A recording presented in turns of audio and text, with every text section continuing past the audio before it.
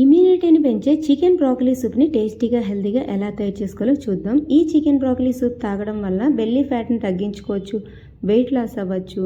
అలాగే డయాబెటీస్ ఉన్న వాళ్ళకి షుగర్ వ్యాలీస్ని కూడా తగ్గిస్తుంది. హార్ట్ ప్రాబ్లం ఉన్న వాళ్ళకి కూడా చాలా మంచిది. దీనికోసం ఒక బ్రోకలీని తీసుకొని చిన్న చిన్న పీసెస్గా కట్ చేసుకొని వాష్ చేసుకొని వాటర్ అంతా డ్రైన్ చేసి పక్కన పెట్టుకోవాలి.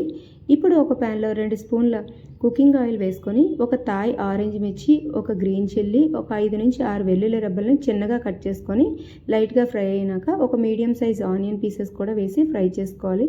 ఈ థాయ్ మిర్చి వేసుకోవడం వల్ల సూప్స్ అనేవి టేస్ట్ చాలా బాగుంటుంది. ఇప్పుడు మ్యారినేట్ చేసుకొని చికెన్ కూడా వేసుకొని 2 మినిట్స్ కుక్ చేసుకొని French beans, cabbage, purple cabbage, అలాగే స్వీట్ కార్న్, క్యారెట్, గ్రీన్ పీస్ని కూడా వేసుకొని లైట్గా ఫ్రై చేసుకుంటే మనకి సూప్ అనేది కలర్ఫుల్గా ఉంటుంది. అలాగే చిన్నపిల్లలు కూడా చాలా ఇష్టంగా తింటారు.